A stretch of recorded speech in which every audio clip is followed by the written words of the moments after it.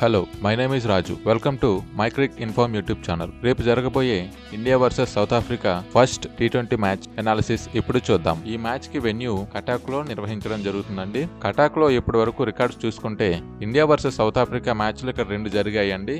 అది ఒకటి వచ్చి 2015లో సౌత్ ఆఫ్రికా ఇండియాపై 6 వికెట్ల తేడాతో విజయం సాధించడం జరిగిందండి. అలాగే రెండో మ్యాచ్ కూడా 2022లో జరిగింది. దాంట్లో కూడా సౌత్ ఆఫ్రికా 4 వికెట్ల తేడాతో ఇండియా పైన గెలుపు పొందడం జరిగింది. సో ఈ గ్రౌండ్ల విషయాన్ని చూసుకుంటే సౌత్ ఆఫ్రికాదే పైచేయి ఉంది. పిచ్ కండిషన్ విషయానికి వస్తే ఈ పిచ్ వచ్చేసరికి బ్యాలెన్సింగ్ గా ఉంటుందని, బౌలింగ్ కి మరియు బ్యాటింగ్ కూడా ఇది సేమ్ గానే వ్యవహరిస్తుందని చెప్పాలి. ఫస్ట్ ఇన్నింగ్స్ విషయానికి వస్తే ఎవరైతే ఫస్ట్ బౌలింగ్ చేస్తారో వాళ్ళకి మాత్రం పేసర్స్ కి అడ్వాంటేజ్ ఎక్కువగా ఉంటుందండి. తక్కువ ఎకానమిక్ తో ఎఫిషియెంట్ గా వేసినట్లయితే మంచిగా వికెట్స్ అనేది ఫాలో అవడం జరుగుతుందండి. అలాగే స్పిన్నర్స్ కి ఇక్కడ వికెట్స్ అనేది కొంచెం తక్కువేనండి. ఎవరైతే ఎక్కువ కన్సిస్టెన్స్ గా మంచి లైన్ అండ్ లెంత్ లో బౌలింగ్ చేస్తారో వాళ్ళకి ఇక్కడ ఖచ్చితంగా స్పిన్నర్స్ కి వికెట్ తీసుకోవచ్చండి. అలాగే ఈ గ్రౌండ్ విషయానికి వస్తే ఫస్ట్ బ్యాటింగ్ యావరేజ్ స్కోర్ వచ్చేసరికి 140 అండి. కానీ యావరేజ్ విషయానికి పక్కన పెడితే సెకండ్ బ్యాటింగ్ ఎవరైతే ఎక్కువ చేశారో వాళ్ళకే మ్యాచ్ విన్నింగ్ అనేది ఎక్కువగా జరిగిందండి ఇక్కడ. అలాగే ఈ వెన్యూలో టాస్ అనేది చాలా ఇంపార్టెంట్ అండి. ఎవరైతే టాస్ విన్ అయ్యి సెకండ్ బ్యాటింగ్ తీసుకుంటారో వాళ్ళకి విన్నింగ్ ఛాన్సెస్ అనేది చాలా ఎక్కువగా ఉంటుందండి. అలాగే ఈ వెన్యూలో రికార్డ్ చూసుకుంటే ఎవరైతే సెకండ్ బ్యాటింగ్ చేశారో వాళ్ళకి మంచి రికార్డ్ అనేది ఉందండి. అలాగే డ్యూ కూడా ప్లే లోకి వస్తే ఖచ్చితంగా సెకండ్ బ్యాటింగ్ చాలా హెల్ప్ అవుతుంది. అలాగే సెకండ్ ఎవరైతే బౌలింగ్ చేస్తారో వాళ్ళకి చాలా టఫ్ అనేది ఉంటుందండి. India versus South Africa second ఓడిఐలో చూసుకుంటే మన బౌలర్స్ బౌలింగ్ చేయడానికి చాలా ఇబ్బంది పడ్డారండి. ఎందుకంటే బాల్ అనేది బాగా తడిసిపోయి ఓవర్ డ్యూ వల్ల 3-4 బాల్స్ మార్చడం జరిగిందండి. సో దానివల్ల ఏంటంటే బౌలర్స్ కి గ్రిప్ దొరకదు. సో అదే మెయిన్ ఇక్కడ డిసడ్వాంటేజ్ అండి. సెకండ్ బౌలింగ్ ఎవరైతే చేస్తారో ఈసారి కూడా ఇండియా ఖచ్చితంగా టాస్ గెలిచి ఫస్ట్ బౌల్ తీసుకుంటారని కోరుకుందాం. వెదర్ కండిషన్స్ చూసుకుంటే రేపు జరగబోయే మ్యాచ్ లో క్లియర్ అండ్ డ్రై కండిషన్స్ అనేది ఉండడం జరుగుతుందండి. వర్షం పడే అవకాశాలు ఎటువంటి పరిస్థితుల్లో కూడా లేదు. మ్యాచ్ లో ఇండియన్స్ మాక్సిమం ప్లేయింగ్ 11 చూసుకున్నట్లయితే అభిషేక్ శర్మ మరియు శుభ్మన్ గిల్ ఫస్ట్ డౌన్ వచ్చే అవకాశం ఉందండి. అలాగే సూర్యకుమార్ యాదవ్, తిలక్ వర్మ ఉండే అవకాశం ఉంది.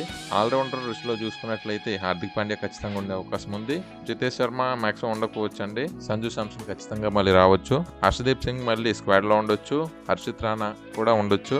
అలాగే జస్ప్రీత్ బుమ్రా ఖచ్చితంగా ఉండే అవకాశం ఉంది. కుల్దీప్ యాదవ్ అంతేనండి. వరుణ్ చక్రవర్తిని మాక్సిమం తీసుకోవచ్చు, తీసుకోకపోవచ్చు. ఇది మన ఇండియన్ స్క్వాడ్ కింద ఉండే అవకాశం ఉంది. మీరు ఎక్స్పెక్ట్ చేసి ప్లేయింగ్ 11 ని మీరు కూడా కామెంట్ చేయగలరు. మన ఇండియన్ బ్యాటింగ్ విషయానికి వస్తే ఎటువంటి కన్సర్న్ అనేది లేదండి.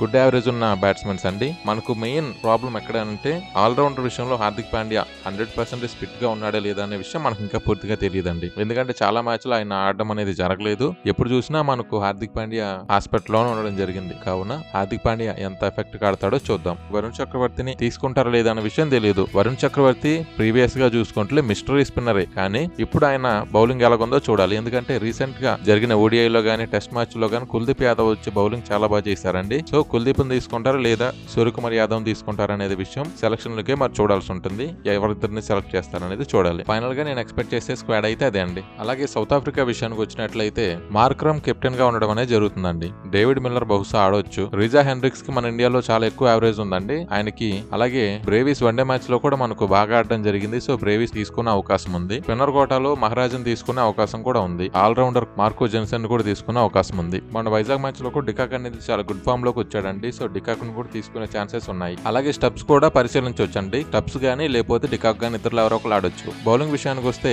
నోట్రేజ్ మరియు లుంగి ఎంగిడి అనేది ఆడడం అనేది ఛాన్సెస్ అయితే ఉన్నాయండి. అలాగే మిగతా ప్లేయింగ్ 11 అనేది ఇంకా వాళ్ళే డిసైడ్ చేసుకుని చూడాలండి. మనం ఎక్స్పెక్ట్ చేసే పేర్లు అయితే ఇవేనండి. సో ఓవరాల్ గా అయితే ఈ పిచ్ లో సౌత్ ఆఫ్రికాకి ఎక్కువ అడ్వాంటేజ్ ఉందండి. సో టాస్ బట్టి మనకు మ్యాచ్ అనేది డిసైడ్ అవడం జరుగుతుంది. సో అంతేనండి. రేపు ఇండియా మరియు సౌత్ ఆఫ్రికా మధ్య జరిగే ఫస్ట్ T20 మ్యాచ్ ని మనం అందరం కలిసి చూసి ఇండియాకి సపోర్ట్ చేద్దాం. ఈ వీడియో కనుక మీకు నచ్చినట్లయితే నా వీడియోని లైక్ చేయండి. మరిన్ని వీడియోస్ కోసం నా ఛానల్ ని సబ్స్క్రైబ్ చేసుకోండి. Thank you for watching. జై హింద్.